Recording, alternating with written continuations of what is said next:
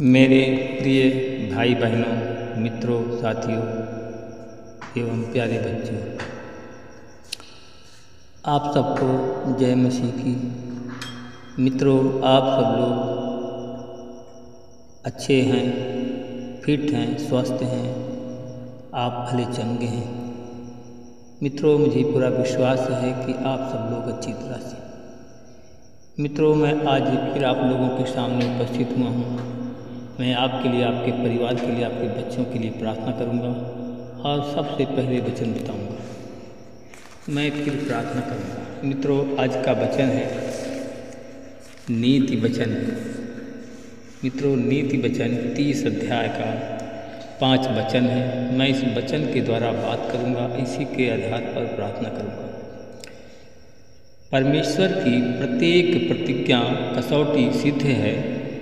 जो मनुष्य परमेश्वर की शरण में आते हैं, उस पर विश्वास करते हैं, वह उनकी रक्षा करता है। मित्रों, परमेश्वर को अपने कर्म को अर्पण करें। परमेश्वर को अपने कर्म को प्रकट करें और परमेश्वर पर विश्वास करें। जैसे हम देखते हैं, लिखा है, आरंभ कर्माणि कुर्वन्तानि भाग्यंसा सर्वाण्योऽध्या तेमां भावे कृत्य कर्मनाशा कर्मक्षय याति सा तत्तो अन्यः। मित्रों, हम देखते हैं कि इसमें बताया गया है कि हर एक प्राणी अगर सत्वादि कर्मों को समर्पण भाव से परमेश्वर को अर्पण कर दे, तो वह उसे कर्म फल से चाहे शुभ हो या अशुभ हो, उसके दुष्परिणाम से मुक्त हो जाएगा। मित्रों, इसी तरह परमेश्वर, इसी वचन के द्वारा परमेश्वर वह प्राप्त कर सकता है, परमेश्वर के शरण में जा सकता है। मित्रों, हम इस वचन के द्वारा मित्रों, हम आपको बताएंगे कि हम एक परमेश्वर का जन था यिर्मयाह।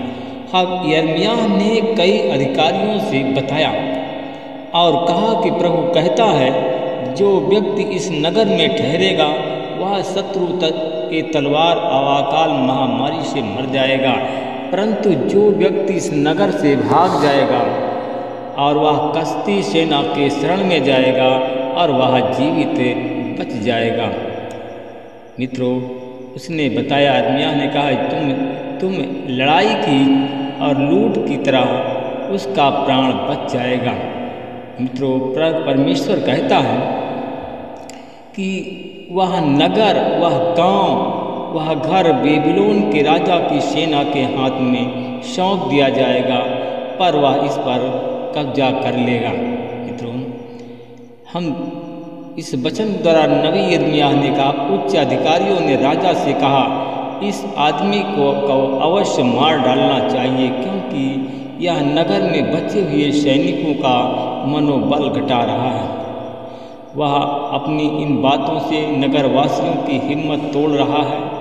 इस आदमी को अपने लोगों के हित की चिंता नहीं, बल्कि वह उनका अनिष्ट खोज रहा है। मित्रों, राजा सिदकिय्याह ने कहा, देखो, वह तुम्हारे हाथ में है, क्योंकि राजा भी तुम्हारी इच्छा के विरुद्ध कोई काम नहीं कर सकता है। उसने बड़े बड़े अधिकारियों ने मित्रों, राजा सिदकिय्याह के बड़े बड़े अधिकारियों ने यिर्मयाह को पकड़ा और रस्सियों से बांध करके राजकुमार मल्लिकाह के अंधे कुएं में डाल दिया। मित्रों, वह कुआं राजमहल के पहरे के आंगन में था। उसमें पानी नहीं था, बल्कि कीचड़ ही कीचड़ था। मित्रों, जब उसको यिर्मयाह को कुएं में डाला गया तो वह कीचड़ में धंस गया। मित्रों, उस देश में एबेद-मेलेक नामक एक खोजा रहता था। वह कूश देश का निवासी था। वह उस समय राजभवन में था।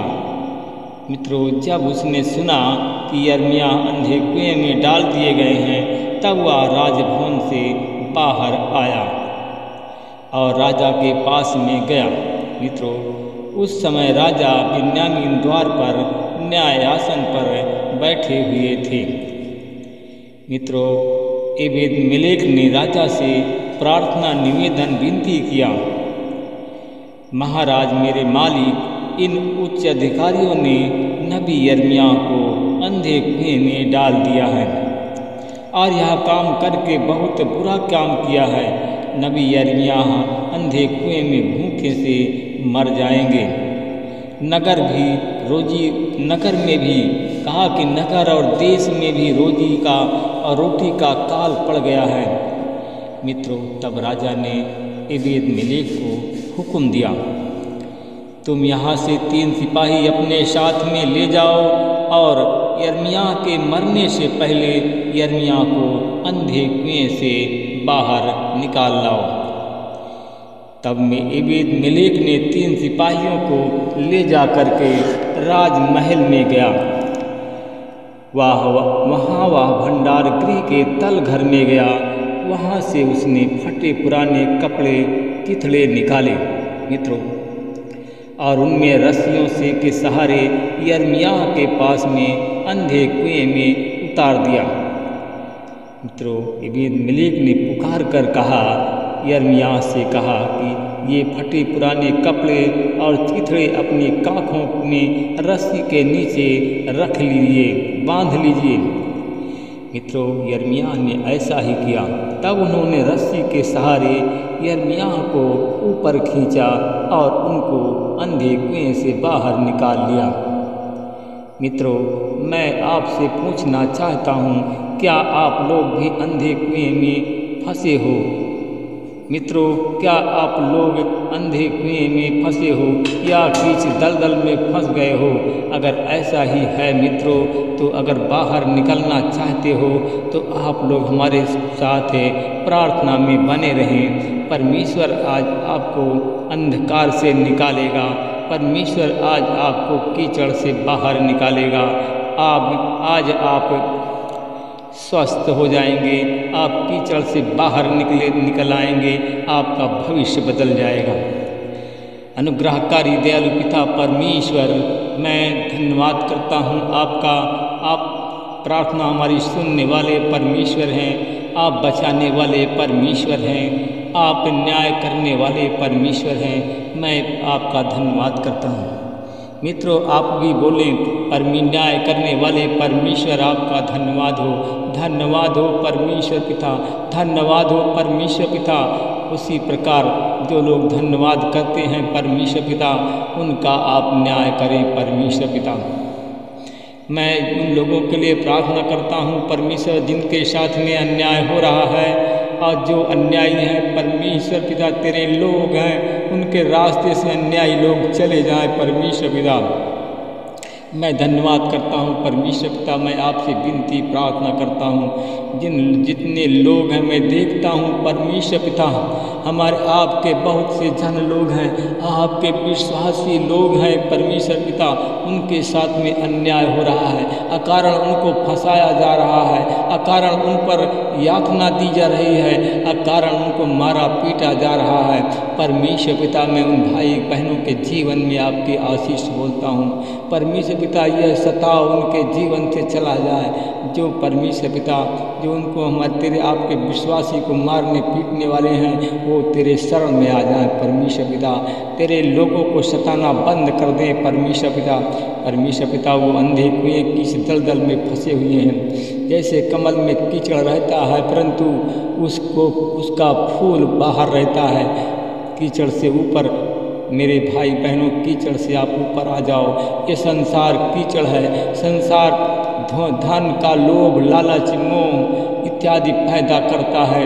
मैं उन लोगों के लिए प्रार्थना करता हूँ परमेश्वर पिता, जो लोग लालच के कारण कीच दलदल में फंस गए हैं परमेश्वर पिता। मैं उन लोगों के भविष्य को, उन लोगों के जीवन को मैं तेरे हाथ में सौंपता हूँ परमेश्वर पिता। मैं धन्यवाद करता हूँ परमेश्वर पिता, जो लोग तेरे नाम के कारण तेरे दास दासी कहलाते हैं, वो लोग जो लोग पेट की सेवा करते हैं परमेश्वर पिता, ये काम बंद करें परमेश्वर पिता, ये काम बंद हो परमेश्वर पिता। मैं उन लोगों के लिए प्रार्थना करता हूँ। जैसे आप सीत में लोगों को चंगाई देते थे, लोगों का भला करते थे, वैसे लोगों के लिए मैं प्रार्थना करता हूँ परमेश्वर पिता। वैसे ही लोग भारत देश में, पूरे देश में गांव-गांव, घर-घर में भ्रमण करें परमेश्वर पिता। गांव-गांव भ्रमण करने की उन्हें आज़ादी मिले परमेश्वर पिता। वो अंधकूप में यिर्मयाह की तरह न डाले जाएं परमेश्वर पिता। मैं धन्यवाद करता हूँ परमेश्वर पिता। उन लोगों के लिए प्रार्थना करता हूँ जो लोग अंधकार में फंसे हुए हैं, श्राप के बंधन में श्राप लग गया है, श्राप उनका धुल नहीं रहा है, उनके पास में संतान ने उनको लोग बांझ कहते हैं परमेश्वर पिता। मैं ऐसे लोगों को देखता हूँ परमेश्वर पिता। बांझपन की सारे श्राप से उन भाई बहनों को मैं मुक्त करता हूँ। STROND नाम के लोग हैं, एक ए से भी उनका नाम आता है। ये लोग UP और MP बिहार के हैं परमेश्वर पिता। इनको श्राप के बंधन से यीशु मसीह के नाम से मैं मुक्त करता हूँ। जो लोग पापी हैं, जिनके पाप क्षमा नहीं हो रहे हैं परमेश्वर पिता, वो लोग शैतान के जाल में फंसे हुए हैं। शैतान तरह तरह की बीमारी फैला रहा है, तरह तरह के बंधन में बांध रखा है।